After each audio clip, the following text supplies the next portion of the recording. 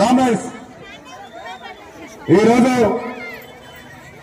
తెలంగాణ సాయుధ రైతాంగ పోరాట విలీన దినోత్సవం రోజు విలీన దినోత్సవాన్ని రావినారాయణరెడ్డి ఫేజ్ 3 ప్రాంగణంలో జరుపుకుంటున్నాం. ఈ కార్యక్రమానికి అధ్యక్షత వహిస్తున్నటువంటి భూ పోరాట ప్రధాన కార్యదర్శి రాష్ట్ర నాయకులు కామ్రేడ్ ముత్యాల యాదరెడ్డి గారు, అలాగే ఈ కార్యక్రమానికి ముఖ్య అతిథిగా చేసినటువంటి భూ పోరాట అధ్యక్షులు రాష్ట్ర పార్టీ నాయకులు కామ్రేడ్ ఆంధ్ర రవీంద్రనాచారి గారు, వారితో పాటుగా మండల కార్యదర్శి అసింగ్ నాయక్ గారు, అలాగే జిల్లా కార్యవర్గ సభ్యులు మాజీ కౌన్సిలర్ లక్ష్మణ్ గారు, అలాగే రైతు సంఘం నాయకులు మాధవరెడ్డి గారు, అలాగే హైట్నార్ మండల కార్యదర్శి శేషరాజపల్లి శ్రీదేవి గారు, ఏఎస్ఎఫ్ రంగారెడ్డి జిల్లా ప్రధాన కార్యదర్శి కామ్రేడ్ సామిడి వంశవర్ధన్ రెడ్డి గారు, వారితో పాటు జిల్లా కార్యవర్గ సభ్యులు, అలాగే పార్టీ నాయకులు, ఇక్కడికి వచ్చేసినటువంటి వాలంటీర్స్ కు, కమాండర్స్ కు, అలాగే భూపోరాట వాసుల కుటుంబ సభ్యులందరూ కూడా ముందస్తుగా మీ అందరికీ విప్లవాది అభినందనలు, విప్లవాది రెడ్ సల్యూట్ తెలియజేసుకుంటున్నాను.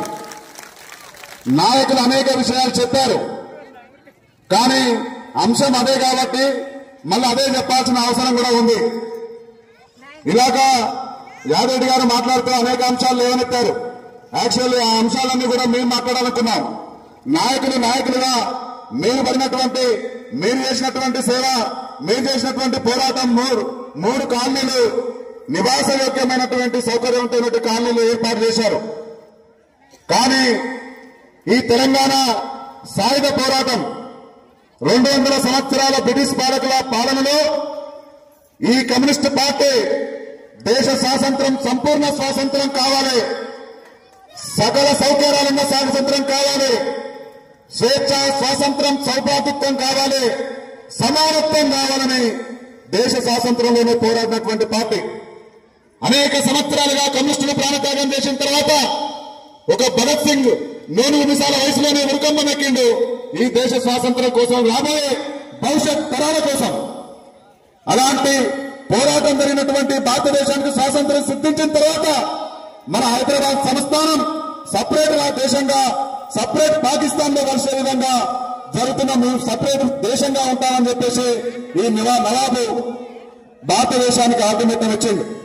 కానీ అప్పటికే తెలంగాణ రాష్ట్రంలో ఉన్నటువంటి అనేక గ్రామాలు, చాలా మంది చెప్పినట్టుగా, యాదరెడ్డి గారు చెప్పినట్టుగా కరవండి, ఇలా మారుమూల గ్రామాలలో అయినా దొరలు, పెత్తందారులు, జాగీర్దారులు, భూస్వాములు మన మీద పెత్తనం చేస్తూ దొరాని పాంచం కాల్మొక్తా అనే నినాదం, అలాంటి పరిస్థితుల్లో ఉన్నటువంటి సమయంలోనే రావినారాయణరెడ్డి ఆంధ్ర మహాసభ ఈ రాష్ట్రంలో ఉన్నటువంటి నెలకొన్నటువంటి అట్టడుగు వర్గాలు, అట్టడుగు బలహీన వర్గాలకు ఉన్నటువంటి జాతులు చాలా వివక్షకు గురవుతున్నారు. కాబట్టి గ్రామంలో ఈ రాష్ట్రంలో ఉన్నటువంటి 100% జనాభాలో 80% తెలుగు మాట్లాడేవారు ఉన్నారు, 20% ఉర్దూ మాట్లాడేవారు ఉన్నారు. 20% ఉర్దూ మాట్లాడారంటే తెలంగాణ రాష్ట్రంలో అన్ని మనం తెలుగులో మాట్లాడుతున్నా కూడా ఉర్దూలోనే పాఠ్యాంశాలు, బోధనాంశాలు ఉండే. అట్టడుగు కులాల వరకు చదువు దూరమైంది, ఒకవైపు బానిసత్వం అయిపోయింది, ఒకవైపు సొంతంగా భూమి లేదు, పంట పండించే పరిస్థితి లేదు. ఒకవేళ పండించినా అది వండుకునే సమయానికి పిల్లలు తినే పరిస్థితి కూడా లేని సమయంలోనే ఈ రజాకారులు, పెత్తందారులు, జాగీర్దారులు, భూస్వామి వ్యవస్థ గ్రామాలపై విరుచబడి వారి యొక్క కష్టాన్ని దోచుకుంటున్న తరుణంలోనే సాకలైలమ్మ ఆంధ్ర మహాసభ ద్వారా గుప్తల సంఘానికి నాయకత్వం వహిస్తూ విష్ణుధర పైన పోరాటం చేసి ఆ రోజు నుంచే విజయం సాధించినటువంటి రోజు నుంచి భూ సంస్కరణలు మనకు భారతదేశం, ఈ తెలంగాణ రాష్ట్రంలో వచ్చాయి. కానీ అనేక విషయాలు చెప్పారు. ఈ తెలంగాణ రాష్ట్రంలో భూ పోరాటం చేసింది, తెలంగాణ సాయుధ పోరాటం చేసింది కమ్యూనిస్టులు. 4500 పైచిలకు అమరులైంది కమ్యూనిస్టులు మాత్రమే తెలంగాణ రాష్ట్రంలో. దాంతో పాటుగా 10 లక్షల ఎకరాలు నిరుపేదలకు వచ్చినటువంటి ఘనత కూడా ఈ సిపిఐ పార్టీకి ఉంది. అలాంటి సమయంలో మేము ఒకటే అడుగుతున్నాం, ఈ రోజు భారత కమ్యూనిస్టు పార్టీగా విలీన దినం అంటున్నాం. అనేక అంశాలు మాట్లాడారు, నేను 2 అంశాల వరకు మాత్రమే పోతా. అయ్యా, బీజేపీ మతోన్మాదులారా, వాస్తవమే మీరు నిజంగానే విద్రోహ దినం అనుకుంటున్నారు, విమోచన దినం అనుకుంటున్నారు, మీరు ఏదనుకుంటున్నారో కొన్ని ప్రశ్నలు అడగదలుచుకున్నాం. మా తెలంగాణలో రావినారాయణరెడ్డి 1600 ఎకరాల భూమి పంచిండు పేదల కోసం. సంపన్న వర్గ కుటుంబం ఎవరైనా కూడా తిరిగి కూర్చొని తిన్నా కూడా అరగని ఆస్తులు, రాజరిక వ్యవస్థ ఉన్నా కూడా ఆయన పేద ప్రజల కోసం కష్టపడి పోరాటం చేసి ఆయన పేదలకు చేయుత స్వేచ్ఛా సహాయాలు కల్పించినటువంటి రాజనారాయణ రెడ్డి 1600 ఎకరాలు వంచిండు. మరి మీ బీజేపీ వాళ్ళు ఎవరైనా వంచిరా? ఇక్కడ ఉన్నటువంటి బంగారు లక్ష్మణ్ ఏమైనా వంచిండా? ఇప్పుడున్నటువంటి అధ్యక్షుడు రామచంద్రరావు ఏమైనా వంచిండా? కిషన్ రెడ్డి ఏమైనా వంచిండా? బండారు దత్తాత్రేయ ఏమైనా వంచిండా?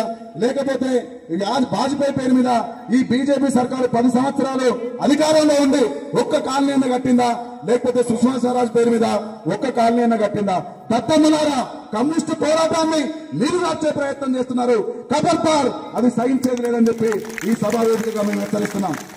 కాబట్టి ఏదేమైనప్పటికీ ఇప్పుడున్నటువంటి పరిస్థితుల్లో తెలంగాణ సాయుధ పోరాటాన్ని భవిష్యత్ తరాలకు పాఠ్యాంశంగా ఏమన్నాం, ఆ పాఠ్యాంశంగా రేవంత్ రెడ్డి గారు అడుగులేస్తారని మేము భావిస్తున్నాం. దయచేసి